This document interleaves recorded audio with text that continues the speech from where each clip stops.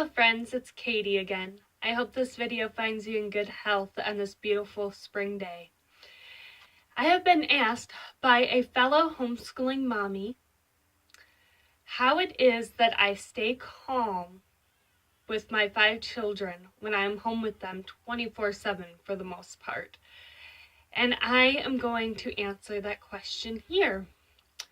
I will be the first one to admit that I have got a hot temper and a mouth on me at times. Not so much a bad mouth, but a raised voice here and there to get my children's attention.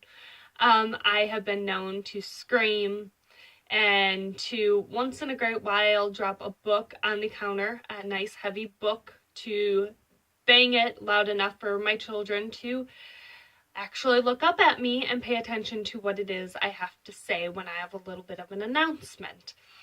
A little while back, I had picked up this book right here, and it is called God's Words of Life on Marriage. I picked it up at Goodwill actually for $3.99.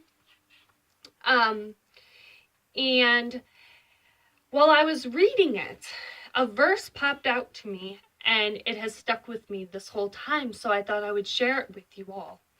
It says, "Be completely humble and gentle. Be patient, bearing with one another in love." When I first read that verse, it not only spoke to my heart about my marriage, but it also spoke to my heart about my children. And for whatever reason, I was able to put myself one day in my children's shoes.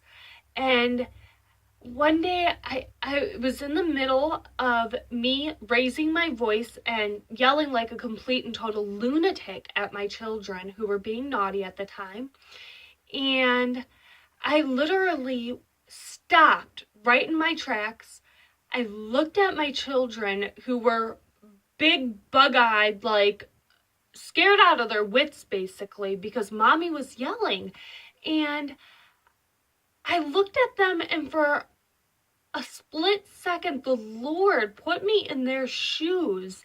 And I thought to myself, deep down inside my heart, I thought, oh my goodness, how would I feel if I was that child? How would I feel if I was a little child who was 5 and under, possibly even my 2-year-old, listening to mommy yell like a crazy person? How would I feel if my parents yelled at me that way? And it clicked on me that yes, my parents yelled at me the same exact way. And it took me back to when I was a little girl who was getting yelled at and scolded. And I remember thinking to myself when I was little of just being really scared and just terrified and not really understanding why mommy and daddy were yelling at me so much. And I remember forgetting what the offense that I had just done even was. And so I thought to myself, if that's the way I felt back when I was a little girl, then my children who I am yelling at right now in front of me feel the same exact way. And I thought to myself, oh my goodness, like I felt horrible and just awful. And I just remember breaking down and crying in front of my children. And I just looked at them, and I remember telling my 5-year-old daughter, Patricia, who's just so innocent, and I remember looking at her and saying, oh my goodness, sweetheart, mommy is so sorry. Mommy lost her temper, and that's not even an excuse. Like, oh my goodness, I'm so sorry. Please forgive mommy. And to my surprise and to my relief more than anything, my little girl came up to me and wrapped her little arms around me and said, "It's okay, mommy, but you scared me."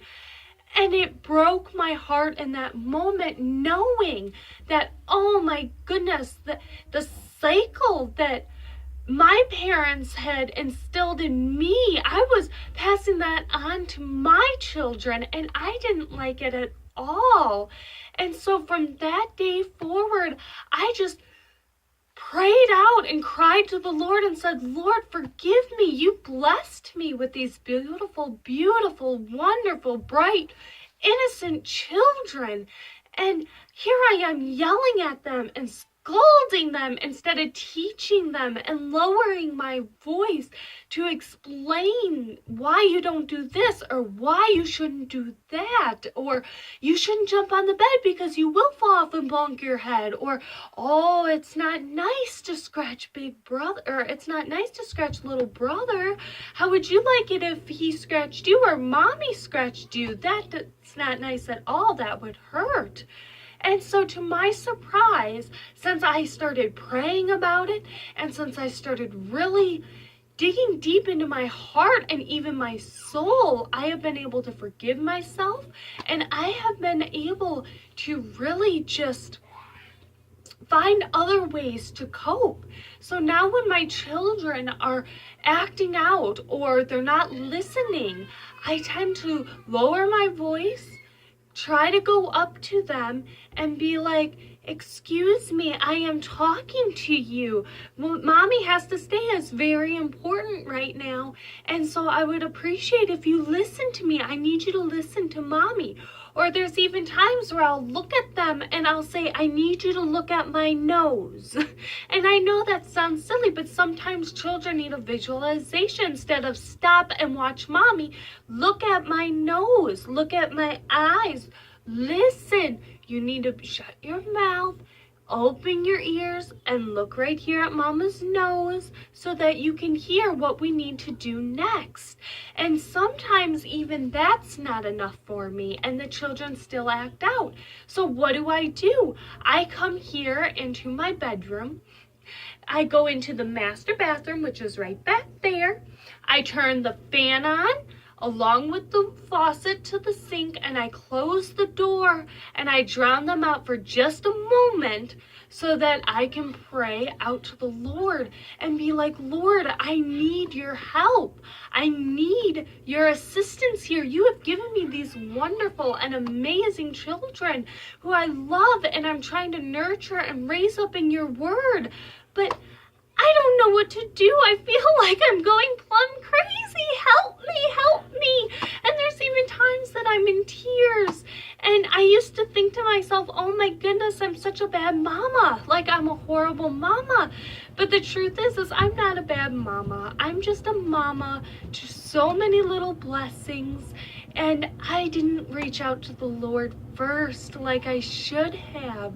Raise up a child in the way he should go. And that is what all of us are trying to do, aren't we? And, you know, sometimes trying to do that can be very trying and very overwhelming. And even sometimes it can be absolutely downright heartbreaking. But you don't give up. Do not give up on your children. Do not give up on the Lord. He is working within you. He's working within me. And with the Lord's help, we can continue to raise our children in the way that they should go.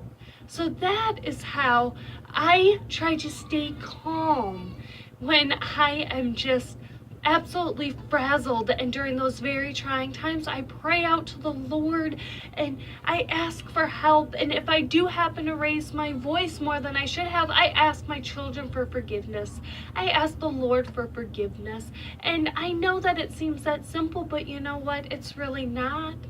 It's really not. You need to be humble to yourself, to the Lord, and to your children.